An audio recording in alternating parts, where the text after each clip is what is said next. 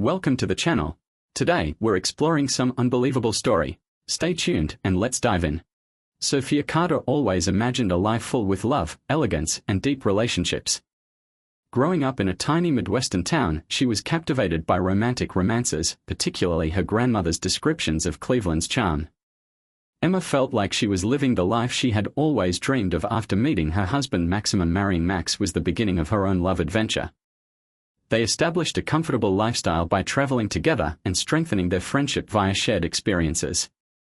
Despite appearances, fissures in their marriage were beginning to emerge.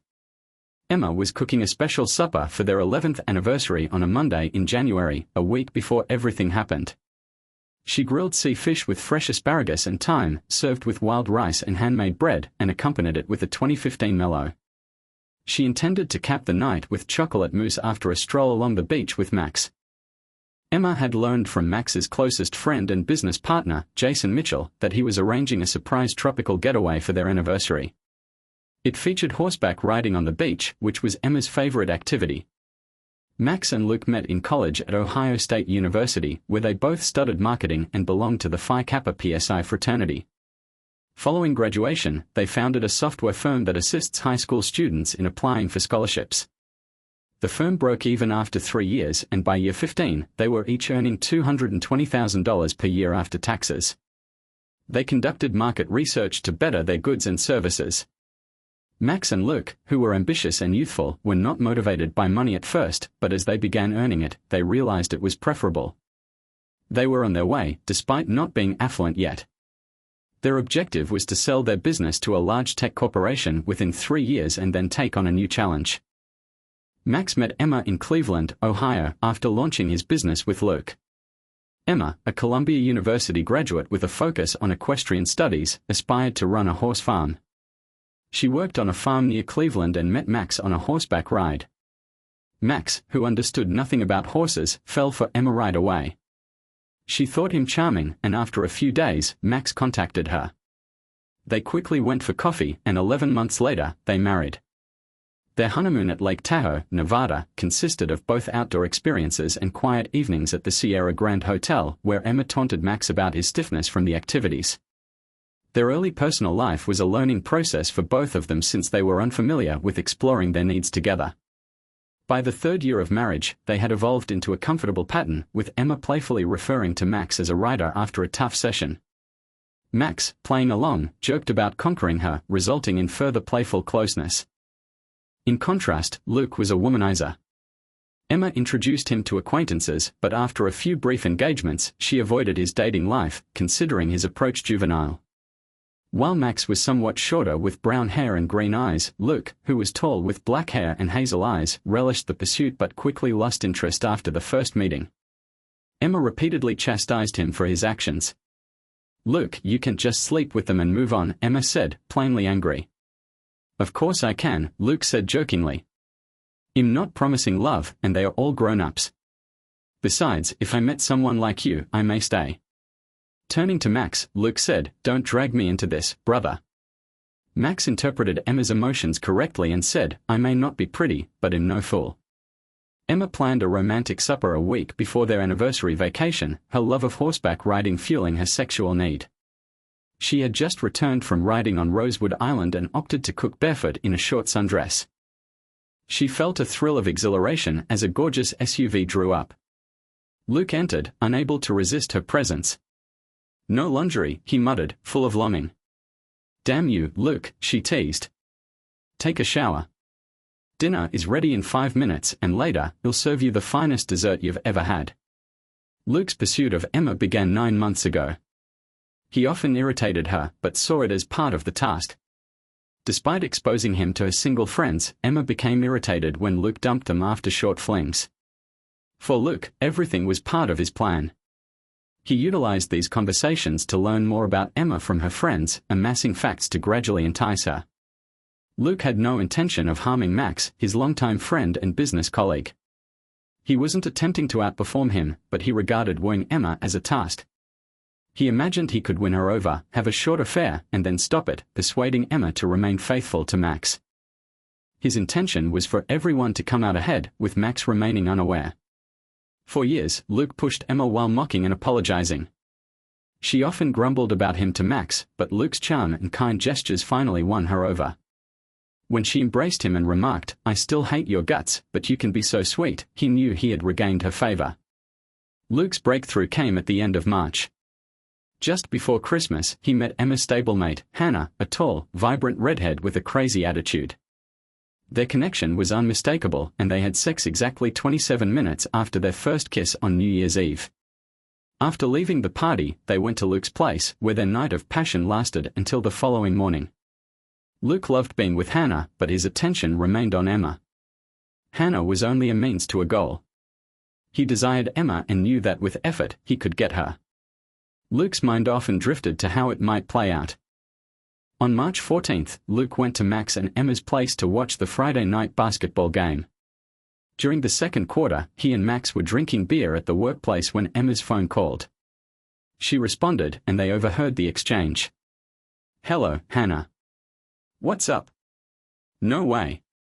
He did not do it," Emma remarked, sounding angry. "Calm down, Hannah, and tell me what happened." Emma stormed out of the room, agitated, after hearing a loud boom. "That goddamn bastard. I am going to kick his ass," she said before slamming the door. Max gave Luke a knowing glance. "Have you broken her heart again?" "Sorry, Max," Luke responded. "Hannah was simply not for me. I couldn't keep her interested." "When will you grow up?" Max responded. "Every time you break up with one of Emma's friends, she gets upset at you and I'm the one who suffers the price. I had no sex for a week." "Yeah, I know, man," responded Luke. "I need to stop messing around before Emma really kicks me out." "Well, I don't have a cult, but I can't promise she won't buy one," Max said. A few minutes later, Emma walked out of the bedroom and confronted Luke.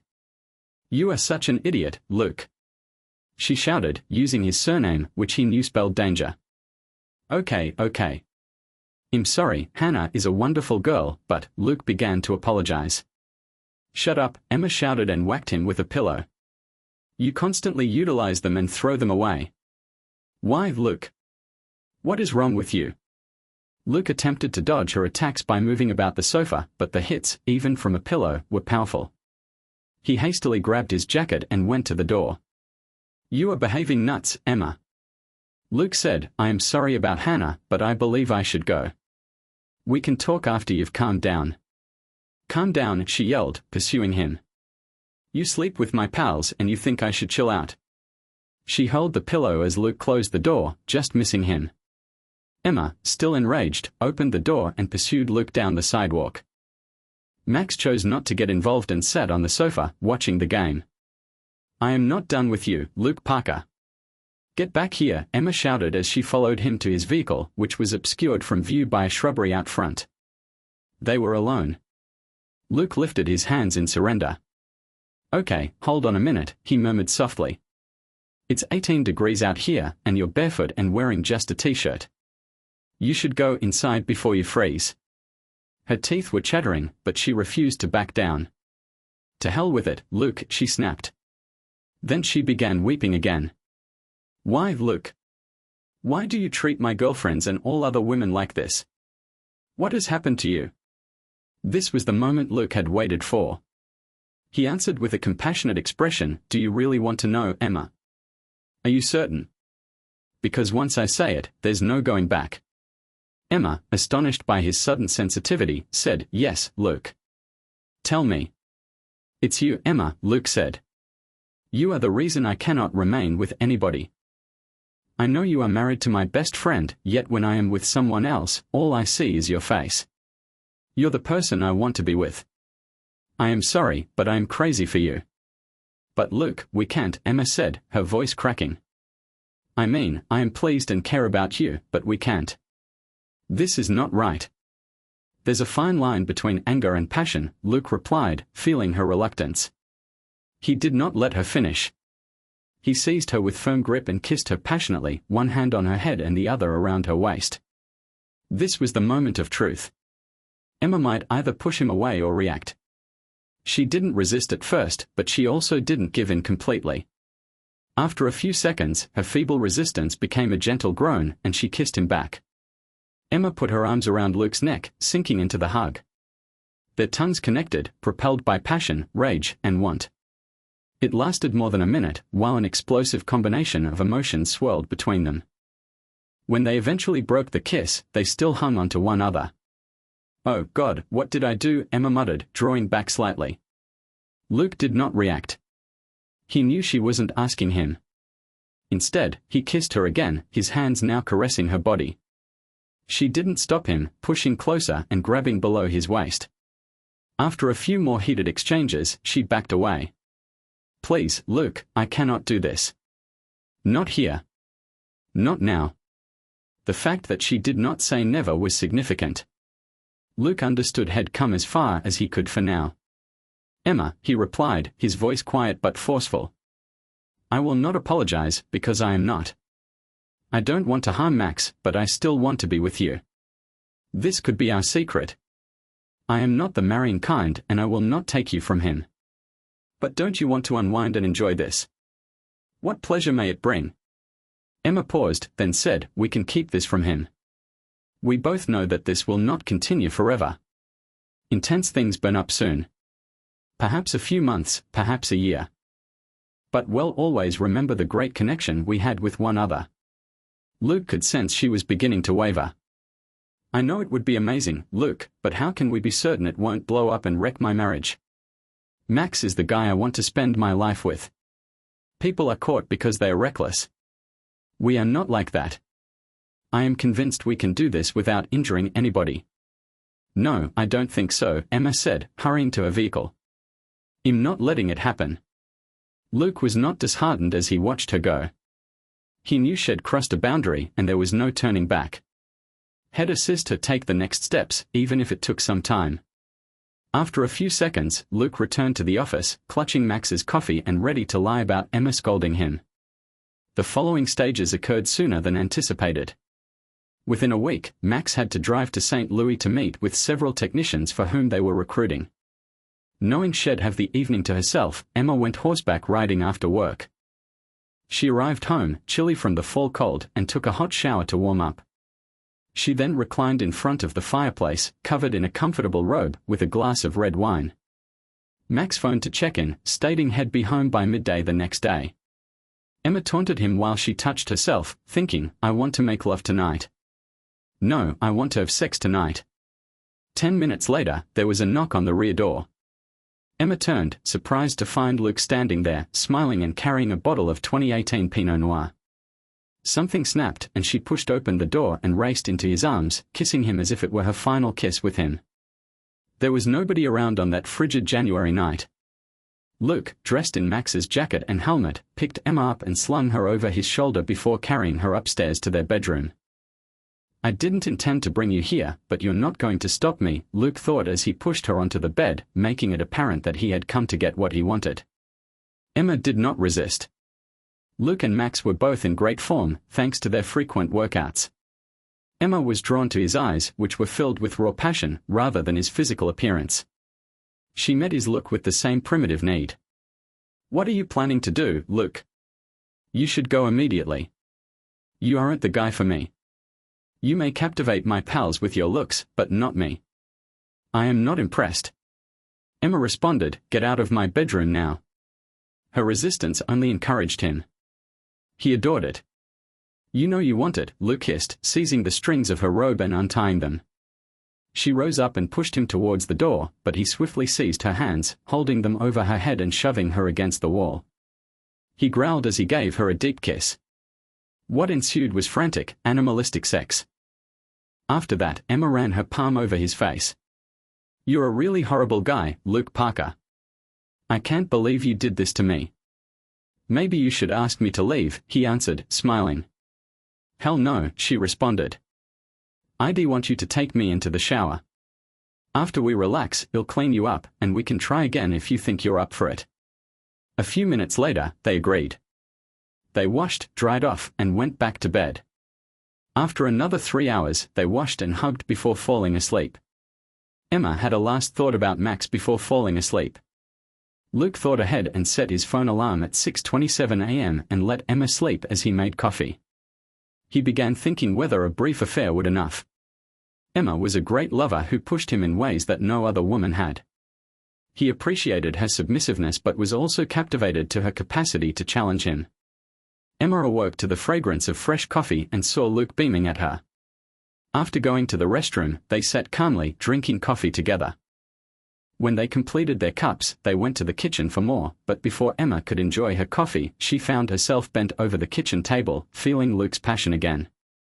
Luke arrived at the workplace 2 hours later, after the bed sheets had been laundered. Max had just gotten into his vehicle to go home to his adoring wife.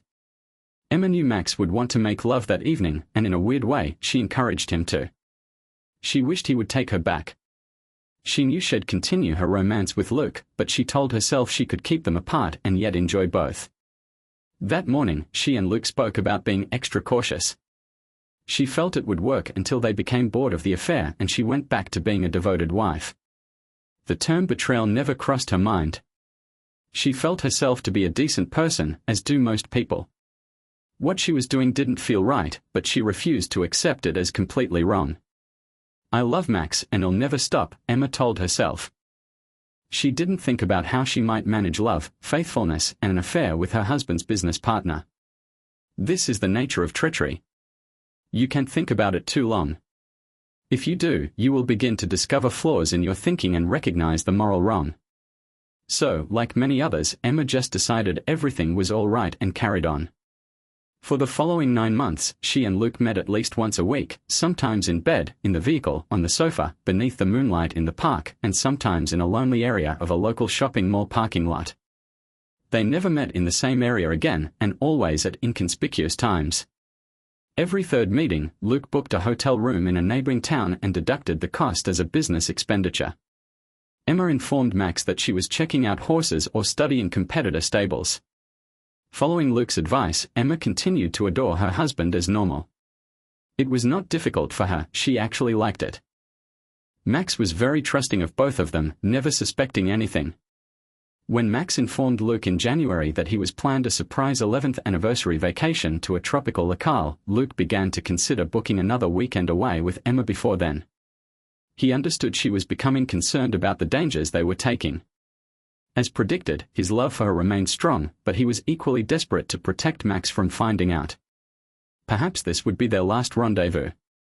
Back in Cleveland, Luke kissed Emma again before proceeding to the outdoor shower outside their bedroom, knowing that the night would be spectacular. If any of them had any sense of shame for their deception, they didn't express it. Emma murmured into Luke's ear, "Dinner can wait a few minutes." Her phone rang, but she disregarded it, which proved to be one of her worst blunders in life. Every cheater makes mistakes at some point. Meanwhile, 3 hours away in Cleveland, an unsuspecting Daniel Carter was eating supper when his phone rings. The area code was 414. Given his job, Max was acquainted with numerous area codes in the Midwest. He thought, Cleveland, but I don't receive business calls on my personal phone. He couldn't think of any friends in the region, so he responded. Hello. Hello, this is Emily Summers. I'm trying to reach Sophia Carter. Well, you're close, this is her husband, Maximum. Is there anything I can assist you with? I apologize for bothering you, Mr. Stone, but your wife was riding with us at Greenwood Stables today, and it appears she dropped her purse. I don't believe she's noticed yet, or she'd have returned for it. We tried phoning her, but she didn't answer, so I saw your phone number in her file and thought I'd attempt to reach you. Max's heart fell as he comprehended what had heard. You mentioned Sophia Carter, correct?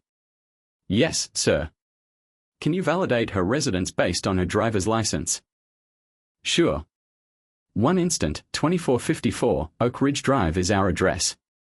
But there must be some error. Emma is at a horse show in Madison this weekend, Max muttered, attempting to make sense of it.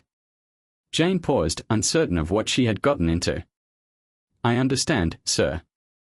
If you speak with her, could you please inform her that her wallet is currently at Greenwood Stables? Yes, of course. I will inform her. Thank you. Max hung up and went straight to his laptop to examine the vacation schedule Emma had provided him. She departed early that morning and was scheduled to return Saturday evening. The top of the page said Madison Fall Equestrian Show 11.10 to 11.12. It was the weekend, but Emma wasn't there. What was she doing in Cleveland or on Key Largo? The question remained unsolved. Why would she be lying about this? There has to be a plausible explanation. Max was meticulous, forcing himself to sit down and analyze all options. Perhaps she was arranging a surprise for them later in the autumn, although that could be readily accomplished online. Maybe she was planning something spectacular for their anniversary, but he had already hinted at his own surprise. Could there be another horse show in Cleveland this weekend? Did she adjust her plans at the last minute to avoid seeming frivolous? Max eagerly browsed the Cleveland Visitors website for anything horse-related. Nothing. Perhaps she was with her old college mates and didn't want to reveal it. None of these notions made any sense. Then, grudgingly, he typed down the last thing he didn't want to think about, but couldn't avoid: is she cheating on me? He could feel a lump in his throat and a knot in his gut. There were no other plausible explanations. He felt he had married the most incredible woman, beautiful, bright, and gifted, and that he intended to spend his life with her. A devoted lady. What should he do? He needed to ponder and reflect, but he also needed to relax. He wanted to center himself, so he went to the one person he felt might help, Luke. He started tapping the speed dial for button 2 and then came to a halt. Oh crap, he thought as he began assembling the components. Luke traveled to Florida to see his folks this weekend, correct? Max scanned through his contacts and dialed Luke's father's phone. Hey, George, Max remarked as the phone rang. I am attempting to contact Luke. His cell phone isn't responding. He indicated that he will be with you and Linda this weekend. It is not an urgent matter, but rather a query. Is he near? George said, I believe you are misinformed. Maximum Luke said that he'd be in Sarasota with several fraternity mates this weekend. Want me to attempt to contact him? Max battled to maintain his calm. Do not worry, George. I think I messed up the weekends. I left him a message, he'll probably call back. Thank you, anyhow. George seems happy with the answer, and they spoke briefly before disconnecting up. This cannot be happening, Max thought furiously, attempting to reason through it. Not my best friend or my wife. He didn't know where to begin. Should he board an aircraft and look for them? This was ridiculous. He had no clue where they would be staying. Should he wait until Saturday evening and ask Emma for an explanation when she returns? That wouldn't work, since if she lied, she'd just hide her traces. He was certain she would have the hotel bill from Madison to back up her account. Emma was not stupid. Max was still unable to make a choice after an hour, so he looked up divorce laws in Ohio on Google. Ohio was a no-fault divorce state, and since they had no children, child support was out of the question. However, alimony was another issue. Would Emma want to have half of his company stock? If that happens, she and Luke will have the majority, and he will be out of business.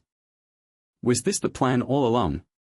He continued reading and discovered in big letters under Chapter 765 of the legislation the grounds for divorce: adultery. However, a substantial quantity of proof was needed. If Emma was cheating on him with Luke, he just had a phone call from a reliable employee.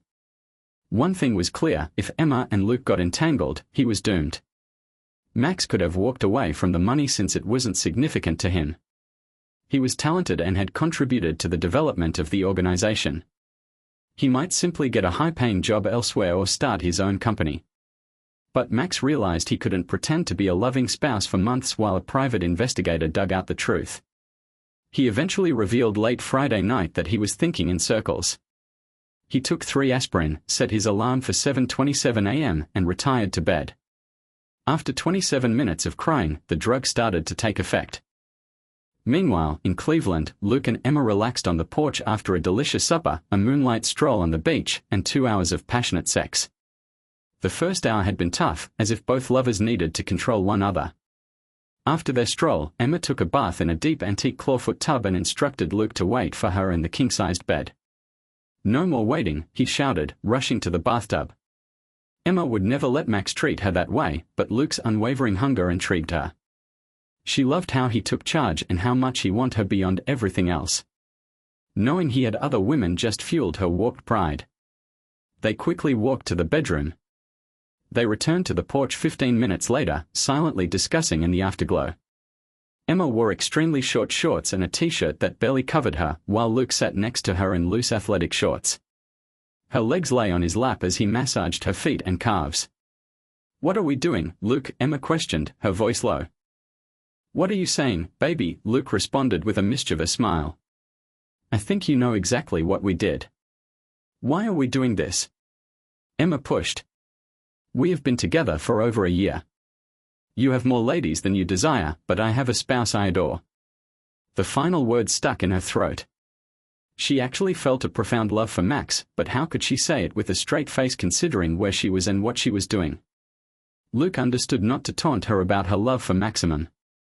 In reality, he felt a stab of remorse every time she spoke his name. Had known Max for years, longer than Emma, and they'd spent endless hours in the office planning, rewriting, and growing their business. "I don't know, Emma," Luke said softly, his voice tinted with irritation. "I can't take my mind or my hands off you. I adore Max, but you fascinate me. I have to have you. Maybe we enjoy this weekend and then Max and I leave for our anniversary trip," Emma said. He must never suspect anything." Luke did not respond straight away. Instead, he drew Emma closer and kissed her passionately. "You drive me crazy, Emma," he said quietly as they crashed into one another again. "But I want to live with Max as my husband and, maybe, father to our children soon. I hope you're not implying that this weekend will be our last." "I'm not sure," Emma said hesitantly. "But no," she said, "I don't believe I can give up your great sexual talents overnight." She giggled gently. "Don't get smug, stud. You always make me see stars when we're together." Luke smiled. "It's too late to tell me not to be arrogant," he said, getting up and lifting her up to bring her to bed. As they enjoyed in one another again, both aware that something had changed, Emma's thoughts turned to Maximum. She hated herself for what she was doing, but the need and connection she had with Luke kept her coming back. She knew Max would never understand, but she kept telling herself that she could reconcile her feelings for him with the affair that was suddenly devouring her. It was the only way she could put her guilt away, even if it meant lying to herself. Daniel Carter awoke the following morning at 8 a.m., drowsy from taking too many sleeping pills. He took a cold shower to clear his head and made a pot of coffee. The next half hour was devoted finishing a strategy he had been working on. 5 minutes later, he dialed Sterling Investigations After Hours number in Cleveland. The operator collected his details and assured him that one of their highly qualified specialists will return his call within 27 minutes. Private investigators were paid based on what they discovered, thus the return call took less than 10 minutes. "Mr. Hello, Stone. My name is Amanda Reynolds. How may I serve you?" Max revealed everything, including how his wife Emma claimed to be at a horse show in Madison for the weekend but had somehow left her wallet at Greenwood Stables in Cleveland.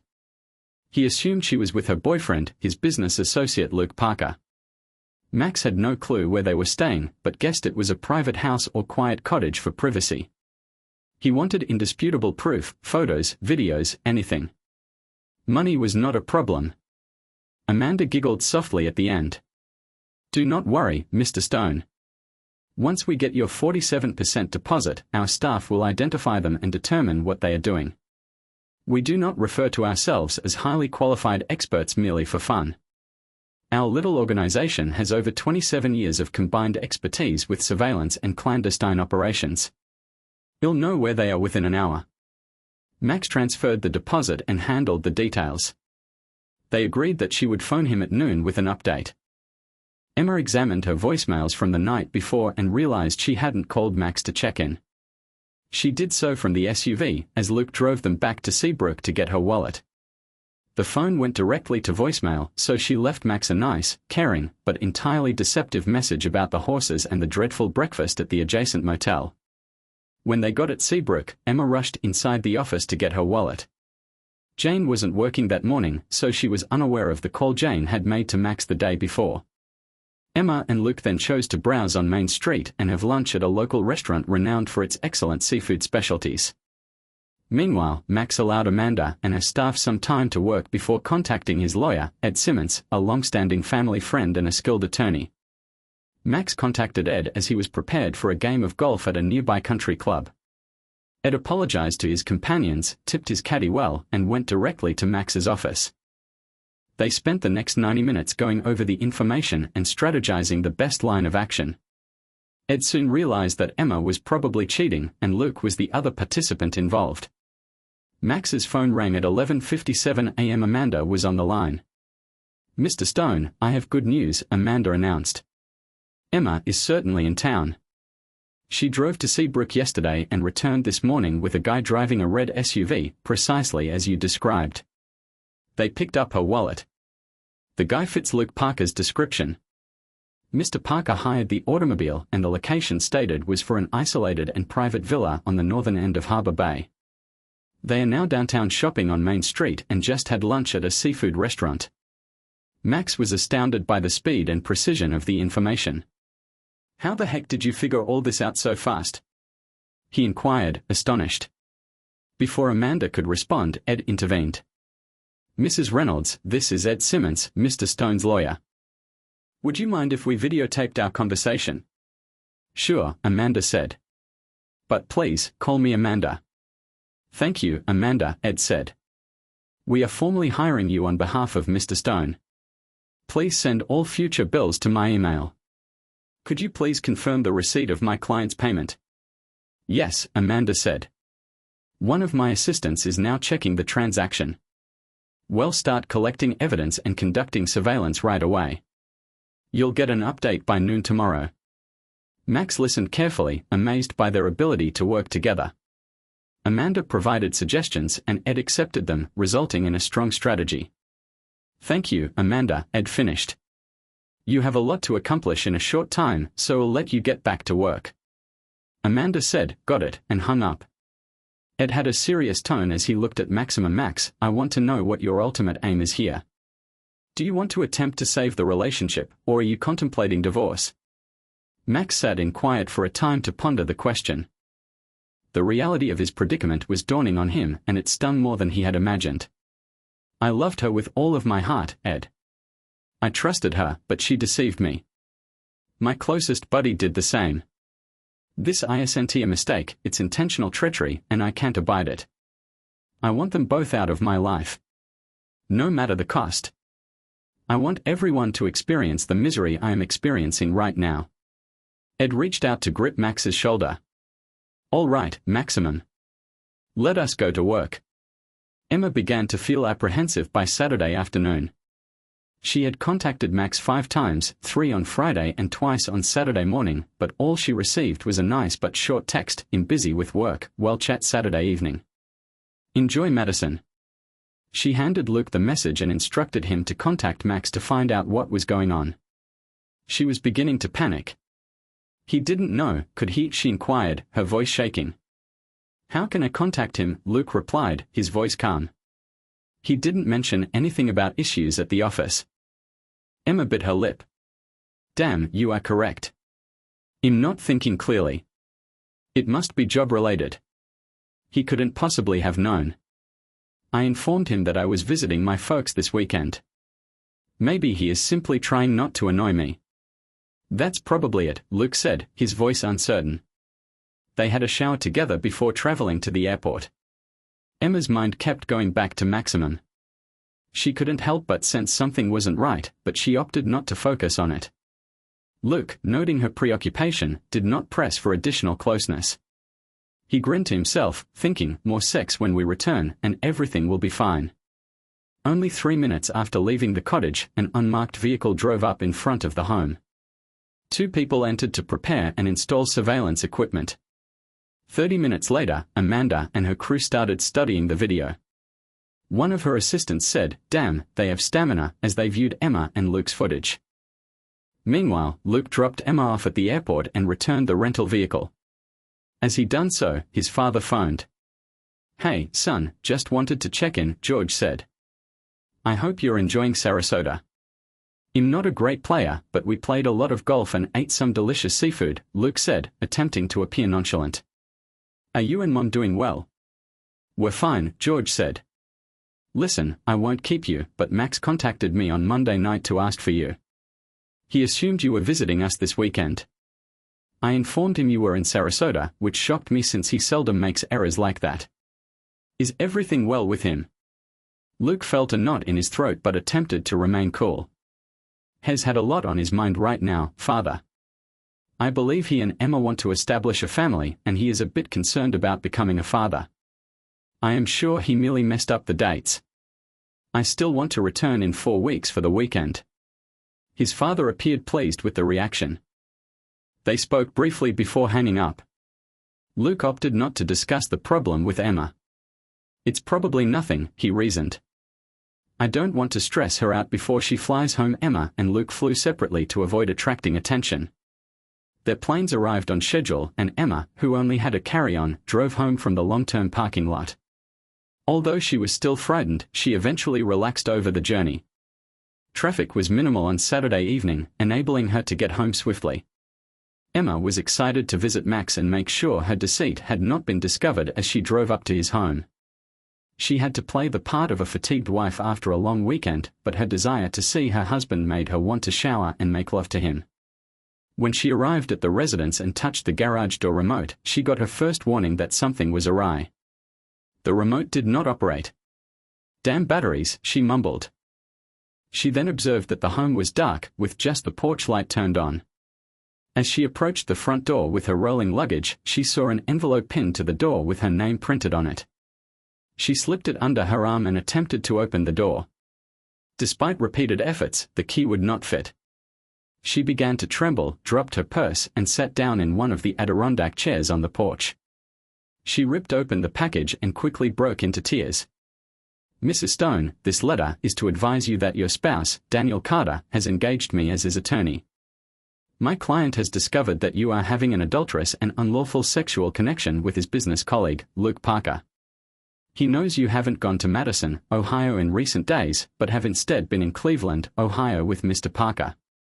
Please contact Mr. Stone via my office. He will prove his awareness of your infidelity and marriage to Mr. Parker. Mr. Stone has changed the locks on his home and requested that you locate another place to reside as quickly as possible. As you remember, the mortgage is completely in his name, and you have no legal right to enter without his consent. Please do not attempt to contact my customer. He will contact you via my office within the week for a first talk regarding separation and divorce. Mr. Stone will let you enter the residence under supervision to get your personal stuff tomorrow morning. Again, please contact me, not Mr. Stone, to arrange this. I highly advise you to obtain legal assistance when you do. Please provide them my name and contact details.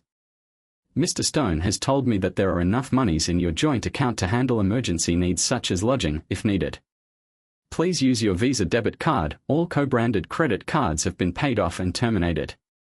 He advised that you ask Mr. Parker whether you may stay with him. Sincerely, Richard Dawson. Attorney Emma sat for many minutes, trying to recover her composure. She started attempting to reach Max, disregarding or maybe forgetting the directions she had just read. 5 minutes later, Ed Simmons sent her a text message. "Mrs. Stone, please respect my client's preferences and do not try to contact him directly." Emma looked at the message on her laptop, her pulse beating. Across town, Luke had just arrived at his apartment when he got a similar letter from Edward Simmons. To Mr. Luke Parker, this letter is to advise you that your business partner, Mr. Daniel Carter, has learnt of your engagement in unlawful sexual relations with his wife, Sophia Carter, which constitutes adultery. A preliminary financial audit undertaken by Robert Thompson, CPA, found that business money were utilized to finance at least 8 meetings between you and Mrs. Stone, which violated company policy. To avoid both criminal and civil prosecution, my client, Mr. Stone, would want to discuss the separation of the partnership and the acquisition of your 47% ownership in the company. It is recommended that you get legal and financial advice about this topic. Please don't contact my customer directly. Please direct any correspondence to me at edw.simmons@lawfirm.com. Any disobedience of this request will be met with swift legal action. Mr. Stone's legal team is ready to go ahead quickly, and any delay would be damaging to your case. Sincerely, Richard Dawson. Attorney Luke cursed himself. Damn, how many times have I brought Emma with me and claimed entertainment expenditures for clients? He discovered he had already filed roughly $1,000 from last weekend to the accountant for reimbursement. He knew Max seldom inspected finances, and Diana, the accountant, had no reason to believe anything was wrong. The yearly independent audit was performed only 3 weeks ago, with no errors discovered. The entire sum in question may not have exceeded a few $1,000s, yet it was still a big concern. Luke spent the remainder of the night drinking and figuring out how to set up a perimeter defense. He found it simpler to drink bourbon than to consider his future moves. Emma phoned and texted him more than a dozen times that evening, but he ignored each one. Damn it. I have a major problem, he reflected, annoyed by the circumstances. How fast the fragile foundation of a lust-driven relationship may crumble. Emma sat on her doorstep, bewildered and shocked. Her spouse had learnt much more than she ever credited him for. Her lover, whom she now grudgingly addressed as such, was avoiding her calls and texts. I realize where I stand with him now, she said under her breath. Bastard. If Emma had given it any thought, she would have understood that, although Luke was a successful businessman and a reliable friend in good times, he was never the sort to put himself in danger for her. Tears started spilling down her cheeks again. I betrayed the guy who would die for me, for a bastard who doesn't care about me, she mumbled to herself, overcome with guilt. Meanwhile, at Edward Simmons' guest cottage near the heated pool, Max and Ed finalized their arrangements. Max felt had made the correct decision in employing Ed. On Saturday evening, Ed met with another senior partner, 2 junior associates, and a rival to discuss their approach. Max couldn't get away from the notion that this would cost him a lot, but he grinned to himself, thinking, better to spend money this way than lose it all to an unfaithful wife. Ed told Max that Emma and Luke would quickly comprehend the gravity of the situation. They would most certainly employ their own attorneys, but their first reactions would be denials, which could be readily refuted by their proof. Ed advised Max to adhere to his usual routine, maintain a low profile, and avoid drawing excessive attention. I doubt we'll have any updates until midweek, Ed told me. Go to work, keep a low profile, avoid strangers, and don't take candy from anyone in a suspicious van, he joked, holding Max firmly. Do not worry, son. Simmons and Simmons will look after you well. Max was hesitant to return home, knowing Emma would be waiting for him on the porch with her usual excuses. It's not what it seems, it didn't mean anything. Scenarios like that ran through his mind, but Ed was one step ahead. Ed grins as he turns to Max after a quick phone chat. One of my guys just drove by your house and told Emma to leave because she was trespassing, he stated. She attempted to appear offended, claiming she was waiting for her spouse, but my boyfriend offered she may enter if it was her home.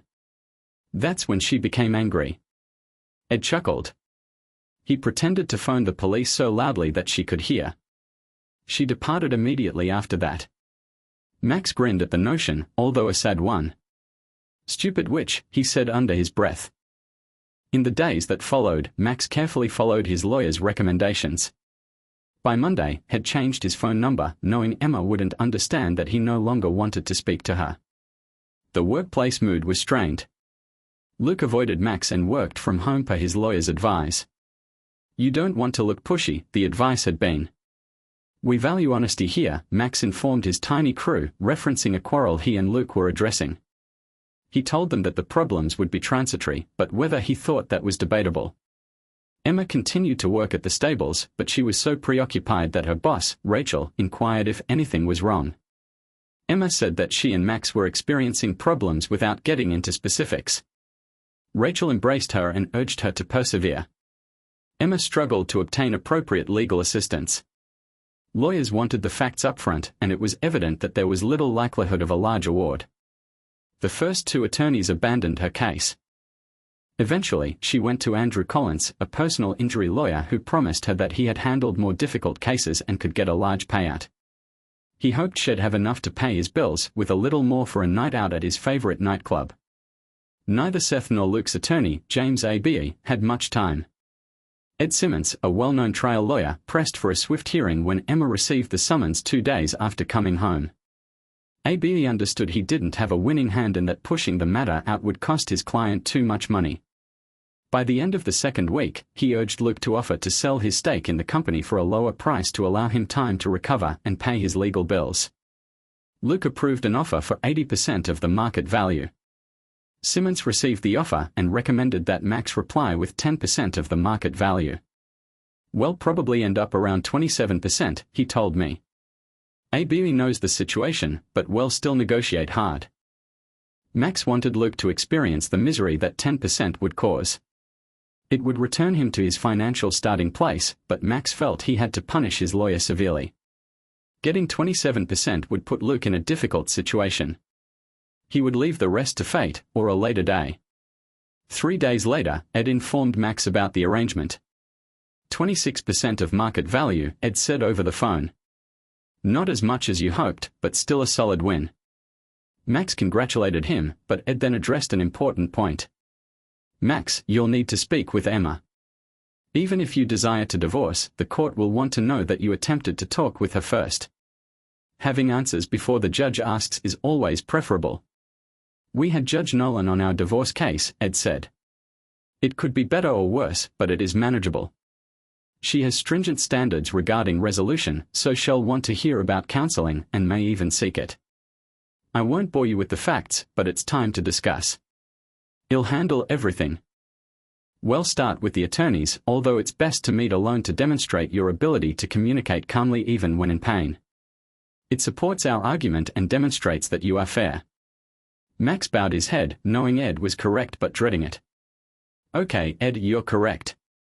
Arrange a meeting." Ed regarded his young client with compassion. He remembered his own heartbreak. He had paid for college with an ROTC scholarship and served as a first lieutenant in the First Gulf War. Back home, his sweetheart, Becky, had chosen not to wait for him. Ed was distraught, but he recovered thanks to the assistance of friends and family. He thought Max would be okay eventually and that he would be better off without his unfaithful wife. But this was not the moment to tell him that. The meeting was scheduled at noon the following Monday. Ed wanted Max to have a weekend to recuperate from the difficult days ahead. Both parties decided to spend the first 27 minutes with their attorneys, followed by private time for Max and Emma. Emma and Seth arrived on schedule, with Seth wearing an off-the-rack suit from JCPenney. Emma donned a simple light blue dress, a burgundy sweater, and a ponytail with Calvin Klein spectacles. Ed and Max stood as they entered the private conference room of Simmons & Simmons, forcing the other group to pass through many lobbies. Ed wanted to know more about what he was facing.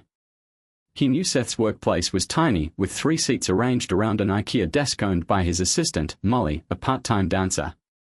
Max had always been attracted to Emma, and seeing her now made him choke up. Despite her deception, she still seemed attractive to him. He attempted a nice grin while avoiding any amorous glance. "It's good to see you, Emma," Max murmured calmly, his tone showing nothing. Emma attempted to meet his gaze, but Max refused to look at her. "Max, thanks for coming," she said, her voice shaking. Ed kept his poker face but thought, "Well done, Maximum, don't show her anything." He motioned toward the seats. "Should we begin?" "Yes," Seth said hastily, hoping to gain an edge. "My client agreed to this meeting to understand what her husband is proposing to save their marriage." Ed interrupted by removing a 6-inch folder from the end of his desk and pushing it across the table toward Seth. "What is this?" Seth inquired cautiously, glancing over the folder. "We're not sure we're ready to accept any documents today. This represents about 47% of our evidence," Ed replied, leaning forward. "It demonstrates your client's adultery and betrayal of her marriage vows." He pointed to the folder. "We've left out extraneous information to minimize repetition. Inside, you'll discover recordings and images of your client's sexual interactions with Mr. Luke Parker 4 weeks ago in Cleveland, Ohio. We also have testimony from hotel employees who saw your client registering under fictitious identities as husband and wife with Mr. Parker. These conversations lasted 7 months, and our inquiry yielded only verified facts." Seth became pallid, and Emma's response was more powerful. She tightened up, comprehending the gravity of the evidence against her. She cringed, imaging strangers viewing images of her intimate moments, which had previously been exciting but now were cheap and humiliating. Without pausing, Ed slipped a second, thinner folder across the table. "This is my client's proposal for a divorce settlement," he said calmly. I believe the conditions are fairly lenient. If it were up to me, Mrs. Stone, I would take this straight to the court and demonstrate the degree of your treachery. However, Max, being the good guy he is, demanded that I make this offer first. Emma looked deflated, while Seth, plainly outmatched, squirmed in his seat. Ed knew they wouldn't reach a deal tonight, but with the first hearing just 3 weeks away, there would be chance for negotiation. Max's offer was difficult but reasonable. If Emma agreed to give up her ownership in the firm, she would get a lump sum payment of $75,000. She would forego all future claims and divide the revenues from the home sale. Emma may retain her automobile, but she would have to pay for its maintenance 1 month after the divorce.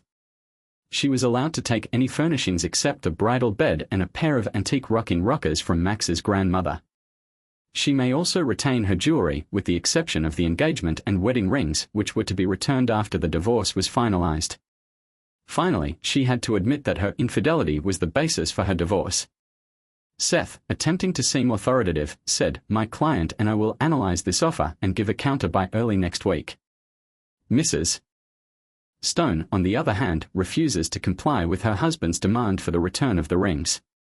Despite his obvious rage, Ed remained cool. "Seth, we both know that your client has repeatedly violated her marriage vows, fully aware of the harm she has caused my client. If you want to try this out in front of Judge Nolan, go ahead. I'd like to see you squirm in her courtroom."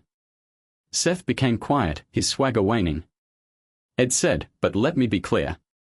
If you press for more, we'll make it all public at trial. You have till Monday afternoon to answer. After then, this offer is no longer available and we will see you in court." Seth paused, but he knew Ed had all the cards. The settlement, however punitive, served as a lifeline for Seth.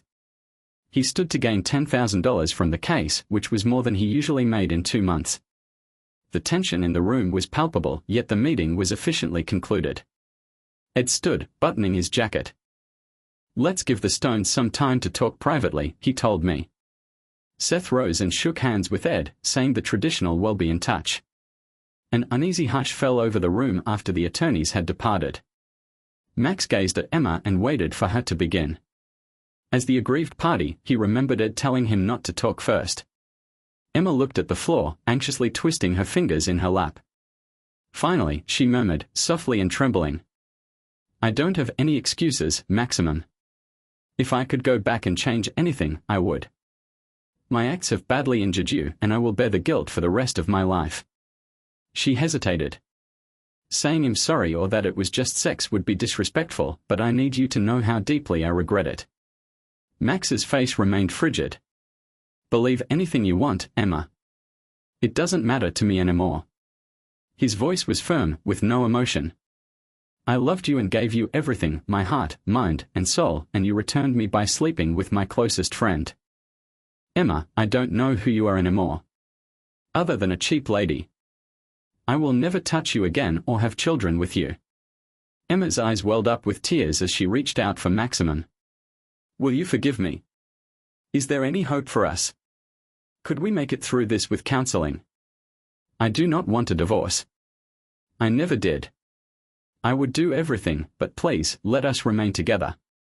Max clenched his teeth, attempting to suppress his rage. "If the court requires counseling, we'll go," he added with a calm tone. "But understand this, I don't want to be with you ever again. Do you desire forgiveness?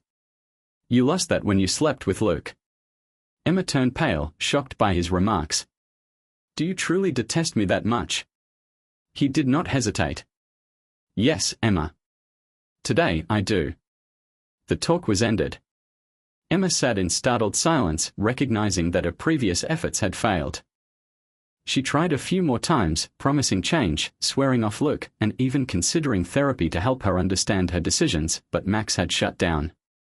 Nothing she said reached him. The chat came to an end after around half an hour. Emma rose to go, but she turned to face him one final time. "Would you accompany me to the car? Just one last minute together." Max shakes his head. "Emma, go on your own. Or, even better, phone Luke and have him pick you up. Crawl back into bed with him for all I care. We're finished."